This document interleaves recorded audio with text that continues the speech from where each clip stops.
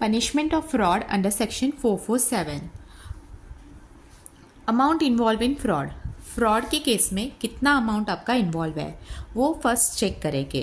तो अगर आपका अमाउंट लेस देन 10 लाख रुपए है या फिर लेस देन 1% ऑफ टर्नओवर है, ये दोनों में से कोई भी विचएवर इज लोअर, तो इम्प्रिजमेंट आपको कितना होगा 5 years होगा और फाइन आपको 50 लाख होगा अप टू, या फिर बोथ हो सकता है पनिशमेंट.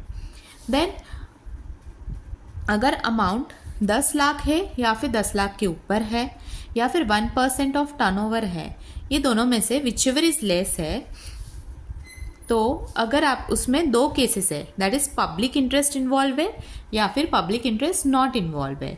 पब्लिक इंटरेस्ट अगर नॉट इन्वॉल्व है तो इम्प्रिजमेंट कितना होगा 6 months up to 10 years and fine amount involve in fraud and up to 3 times of the amount involved in fraud.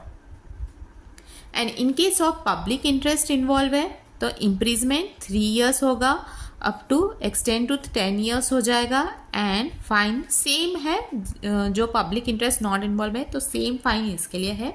Only इसमें डिफरेंस क्या है कि यहाँ पे अगर आपका पब्लिक इंटरेस्ट इन्वॉल्व है तो आपको मिनिमम इम्प्रिजमेंट कितना होगा 3 years होगा, वेरेज पब्लिक इंटरेस्ट नहीं है तो आपका मिनिमम इम्प्रिजमेंट कितना होगा 6 months होगा. बाकी आपका जो मैक्सिमम है वो 10 year, ये दोनों साइड सेम है. एंड बोले तो आपको इम्प्रिजमेंट भी होगा, साथ में आपको फाइन होगा. यहाँ पे और नहीं है.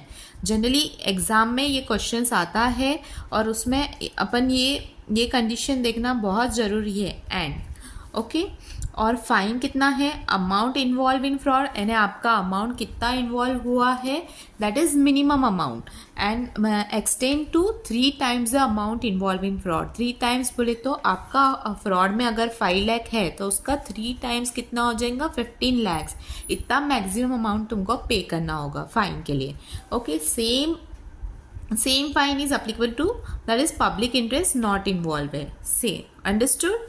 ओके, तो अगर आपका लेस देन, अगर अमाउंट इन्वॉल्व इन फ्रॉड है लेस देन ₹10 लाख है और या फिर 1% ऑफ टर्नओवर है, विचएवर इज लोअर है, तो इम्प्रिजमेंट और फाइन और बोथ है.